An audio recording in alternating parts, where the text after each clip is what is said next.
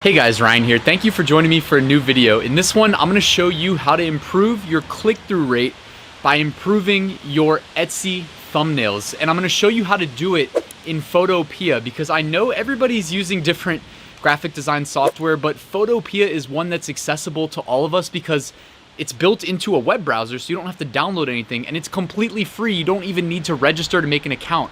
It's basically a clone of Photoshop that's built for web browsers.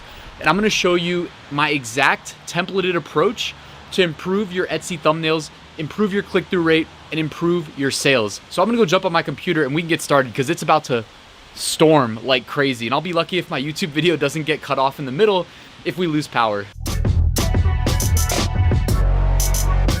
Thanks again for joining me, guys. Let's get straight into it. So real quick before we start, let me introduce myself for the new viewers. I'm Ryan Hogue. I've sold over $1.7 million on Amazon. If you want to follow the links in the description, I've got a free 8-day print-on-demand mini course delivered via email. I also have a print-on-demand Facebook community. I'd love to have you there. Lots of active discussion. If you want to subscribe to my channel, I publish income reports on the first day of each month. You can follow my journey. And I have a full print-on-demand course, over 70 lectures. It'll teach you things like how to maximize profits selling on Etsy, Amazon, eBay, Redbubble, and the likes. All right, let's get into the thumbnail discussion. So a lot of this is personal opinion, but I'm just going to go ahead and throw it out there. In this screenshot I took, I really like the whole bottom row. The whole bottom row to me are big, bold designs. Not only that, but they position their thumbnails so that you can see the design and read the text from the search results without squinting and struggling to read. Now, if you look at that one shirt, the white one on the top row, and actually I've got it here, it's tough to read the design as a function of the whole, I always say like real estate, the whole thumbnail space that it can occupy. It occupies a very small amount of it, and it's highlighting the fact, it's like, what are you sacrificing by doing this above me versus that on the left side? All you're really sacrificing is the fact that, hey, it's a shirt, right? But we already know it's a shirt. So in my mind, you should be able to zoom in on the design that is printed on the shirt and, in some cases still even show the shirt. Like, I mean, in most cases, actually, in the demo that I've got planned for you guys, I'm going to show you how to do that. And this is just my personal opinion, but I mean, also I was like, when I was on Etsy, I was selling like 5 to 6 products a day. I had just under 3,000 sales and, I was doing quite well. So there is some credence to this, I think. Also, I always like to say that neither of these guys did it. I think you should run a sale because when you do so, it shows up in search results. You can see there the price, the old price gets crossed out and the new price is displayed with a % off indication. And if you offer free shipping, that's also visible in the search results as well. Guys, you know that part of search find buy, which is the customer journey, involves searching and clicking your listing from the search results amidst a sea of other options. So do everything you can to stand out in search results. I promise you, this will increase your sales.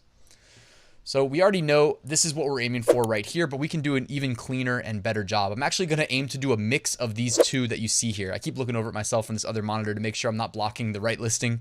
I want to have the design zoomed in and easy to see, but I also want to have a nice clean cut background because I like that white shirt has a darker background that most Etsy listings, in my opinion, don't have. A lot of Etsy listings, people using Placeit or other mockup generators tend to lean towards lighter backgrounds on their primary thumbnails, which means if you got a dark background or even like a crazy colored background. I actually had a consulting call a week or so ago with somebody who their best sellers had these crazy bright neon colored backgrounds. And I was like, man, this is kind of genius that you're doing this because in search results, I can only imagine that it must pop. So I'm going to show you a couple of examples of what I mean. What I'm going to do is I'm going to head on over to Photopea and do a quick live demo so you guys can follow along and create this template with me. All right, here we are at Photopea. By the way, I know some people say it's Photopea. For some reason, my brain just cannot wrap itself around saying Photopea, so I have to call it Photopea and pronounce that A at the end. So I apologize if I'm saying it wrong. But while we're here, guys, go to New Project.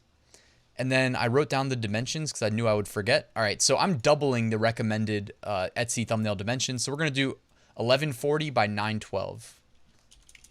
So 1140 width, 912 pixels height, and then create. All right, so the first thing I'm going to do is I'm going to make a new folder. I'm just going to call it backgrounds because we can load in multiple backgrounds. Now, I used to have like a go-to background of just some dark wood, because as I mentioned, a lot of people are using those light thumbnail backgrounds. So I was like, hey, I'll just use one that pops, that's bold, and that's a little dark.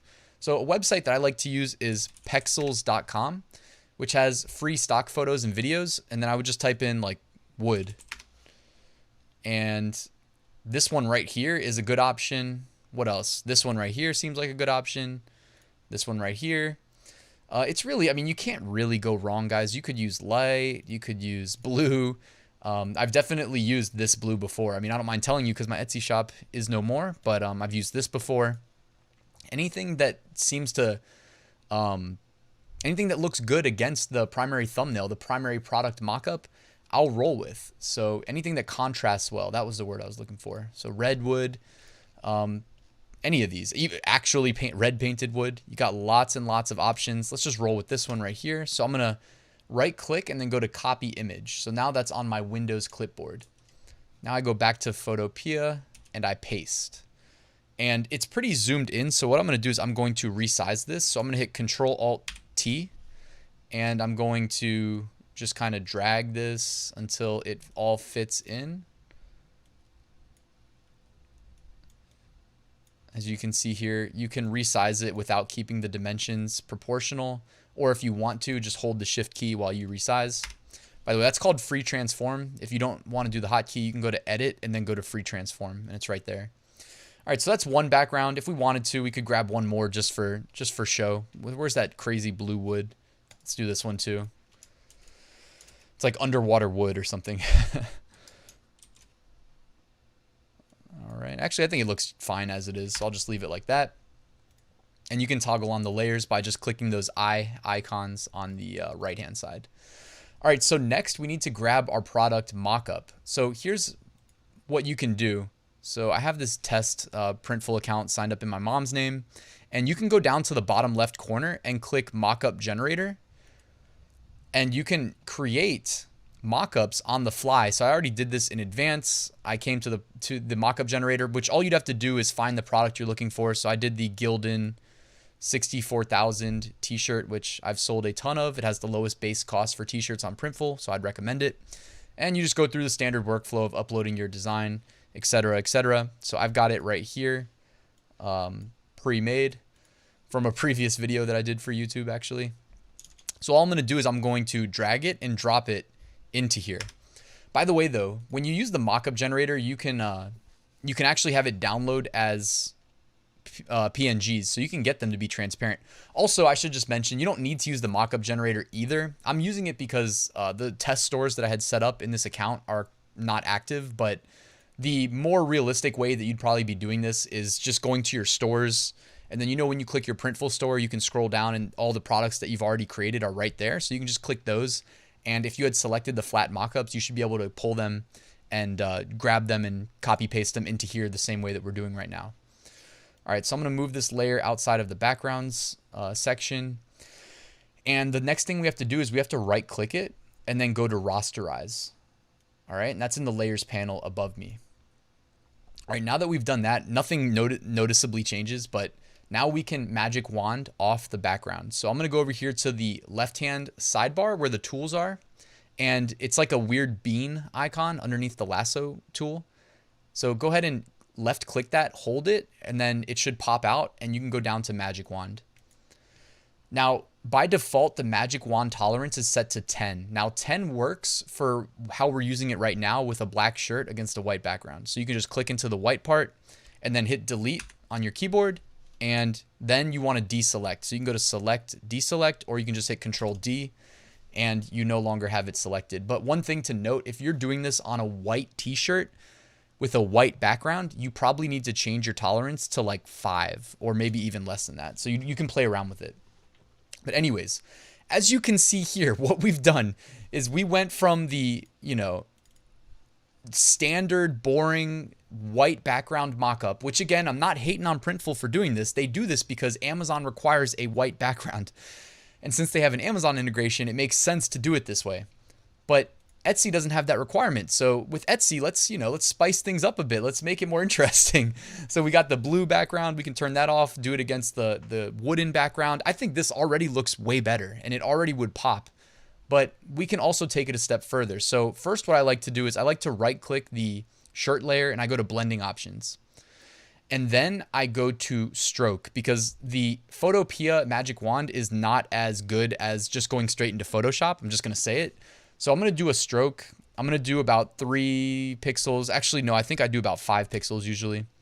I'm going to change position outside to center. And then I'm going to click the color picker and I'm just going to click right along the edge of the shirt where it's black. All right, maybe it doesn't need 5. Maybe we go to 4. Let's see if that looks good. 4 looks good. Maybe 3. I just don't want to be seeing the remnants of the magic wand showing any white or gray. So I think 4 pixels does it. And by the way, if you're saying, hey, this is cheating, you're doctoring an image, keep in mind, this is a computer generated mockup already. So all we're doing is like further editing something that, a computer mockup, a computer generated. All right, then before we close out, I'm going to go to drop shadow. And what I like to do is I like to change the angle to 130 degrees. So it comes from like the top left and pushes the shadow to the bottom right. It's just my personal preference. I'm cool with leaving opacity at 57%. Actually, I think it looks great as it is, so I'm not even going to mess with it. I think that looks great. You can see the settings there. Distance, 27 pixels. Spread, 0%. Size, 13 pixels. Contour, we left as it is. Noise, 0%. And knockout drop shadow, we kept that checked. So I'm going to hit OK. And I already like that, guys, but remember how I was mentioning that I want to zoom in on the design. Like if you have a really good design, or, I still see this happening a lot. And, it is what it is. Designing is a subjective thing, but I see people making really small designs. And I'm like, make it bigger, make it bigger. People can't read it. If you can't read it from the search results, it's not like anybody's going to read your title, right? We're writing titles for the search algorithms. We're not writing them for people. People shop with their eyes. They just want to see the product, see the design, make a quick decision, and check out. Anybody who puts too much thought into it's probably not going to buy. Control-Alt-T, again, I'm going to resize this, and I'm going to drag the corner. Oh, whoops, I forgot that I need to be holding Shift when I do that. So here we go one more time, Control-Alt-T. Oh, wait, what did it just do? It selected the E. That was weird. All right, one last time, select the layer, Control-Alt-T. There we go. Now we're in the free transform. And if you don't want to do Control-Alt-T, because I know I'm like a keyboard shortcut, I don't know, I'm like addicted to them. You can go to edit and then free transform. All right, now I'm going to hold Shift on my keyboard so that we maintain the proportions. And I'm just going to make it big. And I don't know how big. I'm just doing this on the fly. But I think that might look good. Just like this. Uh-oh, I can see the lightning out of the corner of my eye out of the window. So I got to speed this up so that this recording doesn't get cut off. All right, so I think that looks pretty good, guys. I'm going to hit enter. And all right, now the stroke does not look as good. Maybe we come back into the blending options and turn that back up to a 5. All right, I like the 5 stroke a little bit more. The drop shadow is looking good. The design is big, it's bold, it's highlighted.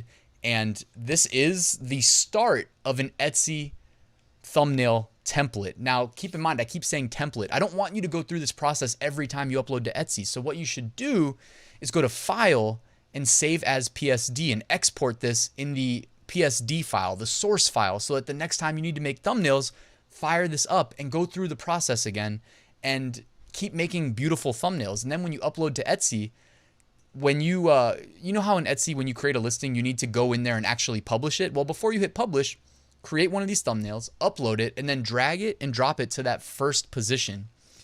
Now, I also, typically will do things like I'll have a made in the USA icon that I'll keep as a layer, and I just keep it turned off unless I sell a product, because Printful does have some products made in the USA. If I ever sell any of those, turn on that layer, boom, made in the USA. I also have another layer where it's just for selling personalized products on Etsy. So, Etsy does make it very easy to offer personalization. If you're in a new shop, it's a great way of standing out and increasing sales.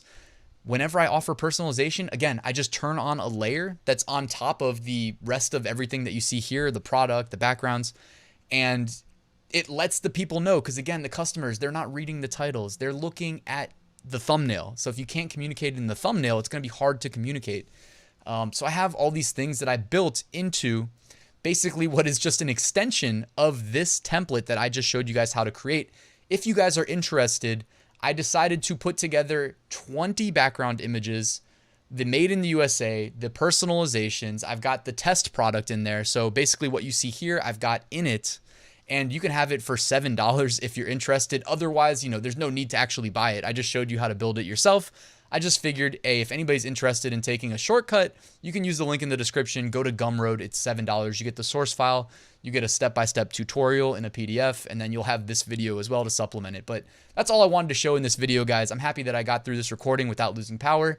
Knock on wood, because I still got to wrap up and say, hey, if you haven't liked the video and you want to hit that like button, it would be very much appreciated. And if you're not subscribed and you want to hit the subscribe button, again, I would be extremely grateful for you doing that. But thank you so much, guys, for watching, and I'll see you soon. Wait, one last thing before you go. I forgot to mention, I'm going to do another video this week using Photopea to automate the design process. I'm dropping it on YouTube. I'm going to show you guys how I do it. It's a core part of my strategy for being in tier 100,000 for Amazon merch. So look forward to that one, guys. I'll see you soon. Passive Income School is open. Enroll now at RyansMethod.com. Thank you.